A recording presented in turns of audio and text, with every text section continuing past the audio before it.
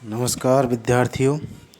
आज हम एशिया महाद्वीप के अववाहि तंत्र के बारे में विस्तार से चर्चा करेंगे कि एशिया महाद्वीप में जो अववाहि तंत्र है वो किस तरीक़ा से अपना प्रतिरूप है वो विश्लेषित करता है या बनाता है।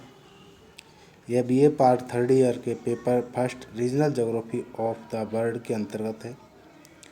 तो हम देखते हैं कि एशिया महाद्वीप का जो अववाहि तंत्र है उसे यहाँ की जो भौगोलिक प्रकृति है अर्थात एशिया महाद्वीप की जो भूआकृतिक विशेषता है या विविधता है वो यहाँ के अववाहि तंत्र को निर्धारित करती है और उन भूआकृतिक या उच्चावचीय क्षेत्रों की वजह से ही एशिया महाद्वीप में जो अववाहि तंत्र विकसित हुआ है वो उस अववाहि तंत्र को हम विभिन्न भागों में विभाजित करके विश्लेषित करते हैं।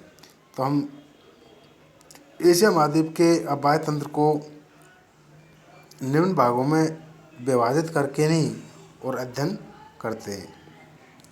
इससे पहले हम संक्षेप में आपको बता देते हैं कि एशिया महाद्वीप की मुख्य नदियां हैं वो आर्कटिक, प्रशांत महासागर व हिंद महासागर में अपना जल गिराती है और कुछ ऐसी भी नदियां हैं जो बिल्कुल ही किसी सागर में जल नहीं गिराती है और आंतरिक रूप से ही या तो किसी झील में या आंतरिक सागर में या रेगिस्तानी भूभाग में ही विलुप्त हो जाती है।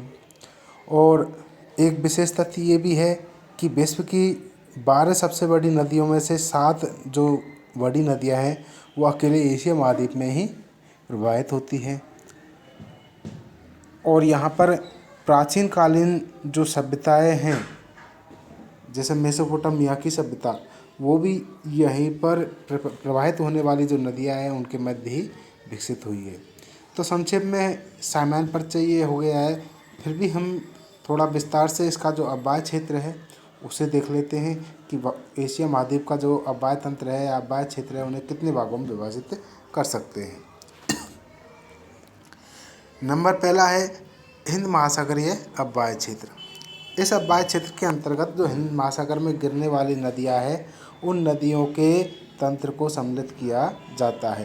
तो एशिया महाद्वीप के दक्षिण में हम जानते हैं कि हिंद महासागर का विस्तार है और हिंद महासागर में गिरने वाली जितनी भी नदियां हैं उन नदियों को इस अववाहि तंत्र के अंतर्गत सम्मिलित किया जाता है। दूसरा है प्रशांत महासागरीय अववाहि क्षेत्र।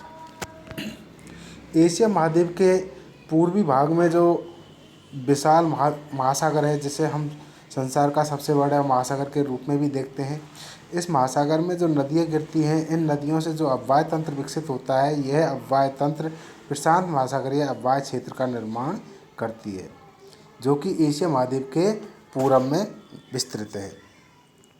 नेक्स्ट है आर्कटिक महासागरीय अववाहि क्षेत्र। एशिया महाद्वीप के उत्तर में जो महासागर है वो आर्कटिक महासागर है।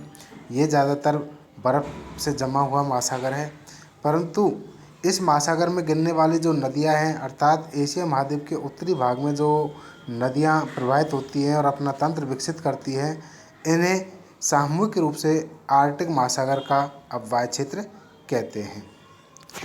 नेक्स्ट है आंतरिक अववाहि क्षेत्र।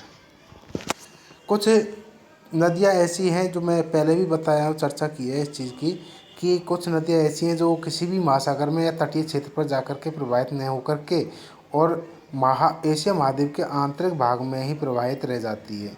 अब आंतरिक भाग के अंतर्गत या तो वो किसी झील में या आंतरिक सागर में जाकर के अपना जल गिराती है या फिर मरुस्थलीय भागों में जाकर के अपना जल है वो विलीन कर देती है, जिसकी वजह से एशिया महाद्वीप के जो तटीय क्षेत्र हैं उनमें नहीं पहुंच पाती या महासागरीय क्षेत्रों में अपना जल नहीं गिरा पाती है।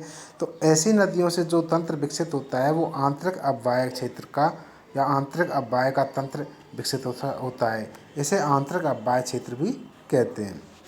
नेक्स्ट है भूमध्य सागरीय अववाहि क्षेत्र। एशिया महाद्वीप के पश्चिम भाग में जो नदियाँ प्रवाहित होती हैं इन नदियों को सामूहिक रूप से भूमध्य सागर में गिरने वाली नदियों का अववाहि तंत्र विकसित होता है और इन अववाहि तंत्रों को हम सामूहिक रूप से भूमध्य सागरीय अववाहि क्षेत्र का तंत्र या भूमध्य सागरीय अववाहि क्षेत्र कहते हैं।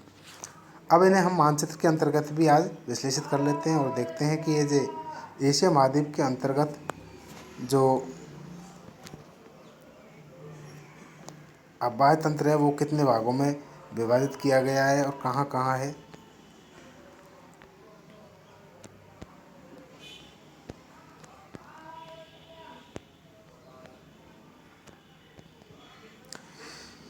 सबसे पहले हम देखते हैं कि दक्षिण का जो भाग है उसे देख लेते हैं हम। सबसे पहले हमारा हिंद महासागरीय अववाहि क्षेत्र है। ये जो क्षेत्र है मैं रेड गोले में कर रहा हूँ,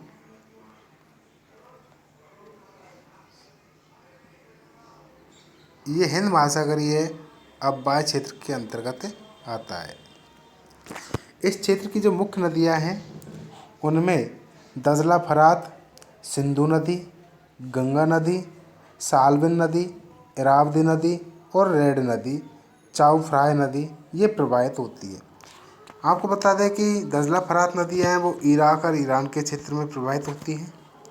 सिंधु नदी है, सिंधु नदी तंत्र के साथ में जितनी भी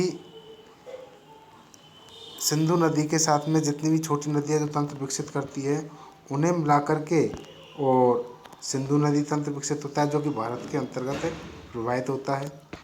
इसी तरीक़ा से गंगा नदी का जो अववाहि तंत्र है वो भी इसी क्षेत्र का अववाहि तंत्र विकसित करता है। तो इस रेड गोले के अंतर्गत है वो हिंद महासागरीय अववाहि क्षेत्र है। और सिंधु गंगा अववाहि तंत्र के अलावा इधर म्यांमार का जो क्षेत्र है उसमें भी साल्विन नदी है, इरावदी नदी है, वो भी इसी तंत्र को विकसित करती है या इसी तंत्र की मुख्य नदियां हैं। चाउ फ्राय नदी, रेड नदी, तो ये भी इसी हिंद महासागरीय तंत्र में ही जाकर के अपना जल गिराती है। यहाँ आपको संक्षेप में केवल नदियों का ही नाम विश्लेषित कर रहा हूँ। अगले स्लाइड के अंतर्गत हम विस्तार से नदियों के बारे में भी विश्लेषण करेंगे।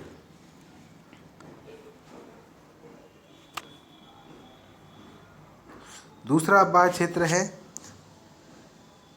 प्रशांत महासागरीय अववाहि क्षेत्र।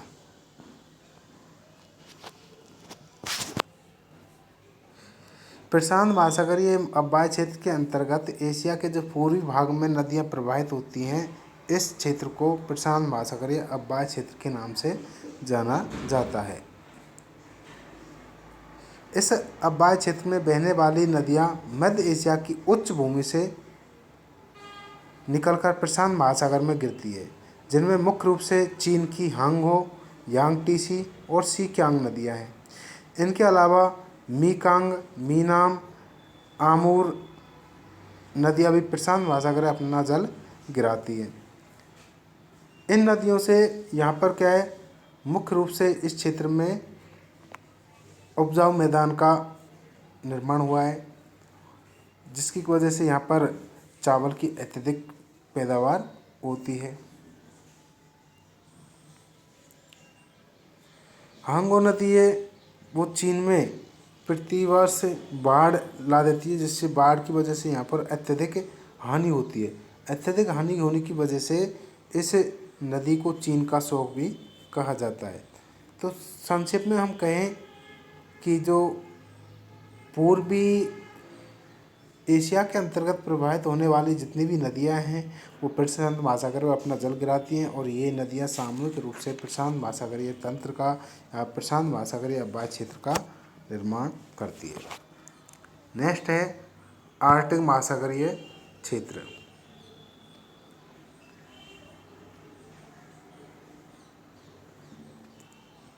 इस रेड गोले के अंतर्गत है जो आर्कटिक महासागरीय अववाहि तंत्र के या अववाहि क्षेत्र के अंतर्गत सम्मिलित है। इस क्षेत्र के अंतर्गत एशिया के उत्तरी भाग में जो नदियां प्रवाहित होती हैं वो सारी नदियां इसमें अपना जल प्रवाहित करती है, परंतु इस क्षेत्र की मुख्य विशेषता यह है कि यहाँ की जो नदियाँ है मुख्य रूप से वर्ष पर्यंत ही बर्फ से जमी रहती है। आर्कटिक महासागरीय अववाहि क्षेत्र का विस्तार एशिया महाद्वीप के उत्तरी भाग में फैला हुआ है। यह सबसे बड़ा अववाहि क्षेत्र है। इस अववाहि क्षेत्र की जो मुख्य नदियाँ हैं वो 3 नदियाँ हैं, ओब, यनीसी और लीना, जो कि आर्कटिक महासागर में अपना जल गिराती हैं। ये नदियाँ एशिया के विशाल उत्तरी मैदान में बहती हुई आर्कटिक महासागर में प्रवाहित होती है। आर्कटिक सागर के अधिकांश भागों में वर्ष भर बर्फ जमी रहती है, जिसके कारण इसकी जो नदियां हैं वो मुहाने पर बर्फ़ से जमी हुई रहती हैं, और जहाँ कहीं बर्फ़ पिघल जाती है वहाँ पर क्या है कि दलदल है वो विकसित हो जाता है। तो इस तरीक़ा से इस क्षेत्र की जो नदियाँ हैं यहाँ पर मुख्य रूप से बंदरगाहों का विकास नहीं हो पाता है, क्योंकि बाकी जो आबाद क्षेत्र है उनमें तो नदियाँ अपना जल सागर में गिराती है तो जमता नहीं है, लेकिन आर्कटिक महासागर या उत्तरी एशिया की जो नदियाँ हैं उन नदियों में वर्ष पर्यंत बर्फ़ जमा रहने की कारण वजह से यहाँ पर कोई भी बंदरगाह विकसित नहीं हो पाता है। नेक्स्ट है आंतरिक अवायवीय क्षेत्र। इस रेड के अंतर्गत जो है वो आंतरिक अवायवीय का क्षेत्र है। यह प्रदेश एशिया के मध्यवर्ती भाग में अनातोलिया से और मंचूरिया तक विस्तृत है। इस क्षेत्र के अंतर्गत आमू दरिया, सर दरिया मुख्य नदियाँ हैं। ये दोनों मुख्य नदियाँ अरल सागर में अपना जल गिराती है। तो आपको मैंने पहले ही बता दिया था कि आंतरिक अवायवीय क्षेत्र के अंतर्गत या तो नदियाँ हैं वो किसी झील में अपना जल गिराती है, या फिर आंतरिक सागर के अंतर्गत अपना जल गिराती है, या फिर रेगिस्तानी भूभाग में ही अपने जल को विलीन कर देती है। तो इसी तरीक़ा से आमू दरिया और सर दरिया है वो अरल सागर के अंतर्गत अपना जल प्रवाहित करती है या गिराती है, जिससे आंतरिक अवायवीय का क्षेत्र बनता है। ऐसे ही ईली, चू, खेतान, तारम प्रमुख नदियाँ हैं जो कि बालकस झील में अपना जल गिराती है। इस अवायवीय क्षेत्र की नदियों का अस्तित्व पर्याप्त वर्षा पर निर्भर करता है। यदि वर्षा हो जाती है तो नदियों में जल आ जाता है, अन्यथा नदियाँ सूखी ही रह जाती हैं। अगर इन नदियों को पर्याप्त जल प्राप्त होता है तो ये नदियाँ आंतरिक सागरों में अपना जल गिराती है या झीलों में गिराती है, अन्यथा ये बीच में ही रेगिस्तानी भूभागों के अंतर्गत या अपना जल है वो विलीन कर देती है। मुख्य जो गिरने का जो क्षेत्र है या मुख्य सागर है जहाँ वह मुख्य रूप से गिरती है उनमें नहीं पहुँच पाती है। इस अवायवीय क्षेत्र की जो नदियाँ हैं वो अरल सागर, कैस्पियन सागर, बालकस झील इनमें अपना जल गिराती है। इनके अलावा आंतरिक जल स्रोतों के रूप में मृत सागर, कैस्पियन सागर, टोनले सैप झील ये भी इस आंतरिक अवायवीय क्षेत्र के अंतर्गत ही सम्मिलित की जाती है। नेक्स्ट है भूमध्य सागरीय अवायवीय क्षेत्र। ये छोटा सा जो क्षेत्र है ये भूमध्य सागरीय अवायवीय क्षेत्र के अंतर्गत आता है। इस क्षेत्र में कोई विशाल नदी नहीं है। इस क्षेत्र में बहने वाली नदियाँ बहुत ही छोटी हैं। तुर्की से निकलने वाली मनीषा, मेडेरिस और सीरिया की ओरोनटेस इस अवायवीय क्षेत्र की मुख्य नदियाँ हैं। ये नदियाँ भूमध्य सागर में अपना जल गिराती है। भूमध्य सागर एशिया महाद्वीप के पश्चिम में विस्तृत है। एशिया के दक्षिण पश्चिमी देशों की नदियाँ भूमध्य सागर में ही गिरती है। तो दक्षिण पश्चिम एशिया के जितने भी छोटे छोटे देश हैं उन देशों की जितनी भी नदियाँ हैं वो इसी सागर में गिरती है। इस अवायवीय क्षेत्र का विस्तार मुख्य रूप से Turkey, Cyprus, Lebanon, Israel, Jordan ये इसी क्षेत्र के अंतर्गत छोटे छोटे देश हैं। इनमें छोटी छोटी नदियाँ प्रवाहित होती है। यही सम्मिलित रूप से भूमध्य सागरीय अवायवीय क्षेत्र का निर्माण करती है। तो आज हमने देखा है मानचित्र के माध्यम से कि एशिया महाद्वीप को मुख्य रूप से हम 5 अवायवीय क्षेत्रों में विभाजित करते हैं, जिनमें पहला हिंद महासागरीय अवायवीय क्षेत्र जो कि एशिया महाद्वीप के दक्षिण भाग में है। दूसरा है प्रशांत महासागरीय अवायवीय क्षेत्र जो कि एशिया महाद्वीप के पूरब में है। तीसरा है आर्कटिक महासागरीय अवायवीय क्षेत्र जो कि एशिया महाद्वीप के उत्तर में है। चौथा है आंतरिक अवायवीय क्षेत्र जो कि एशिया महाद्वीप के मध्य भाग में है। और पांचवा है भूमध्य सागरीय अवायवीय क्षेत्र जो कि एशिया महाद्वीप के पश्चिम में विस्तृत है। तो इन सब का हम संक्षेप में या बेसिक जानकारी आज हमने प्राप्त की है, और नदियों के बारे में गहनता से हम अगले लेक्चर के अंतर्गत आपको विस्तार से समझाएंगे। धन्यवाद।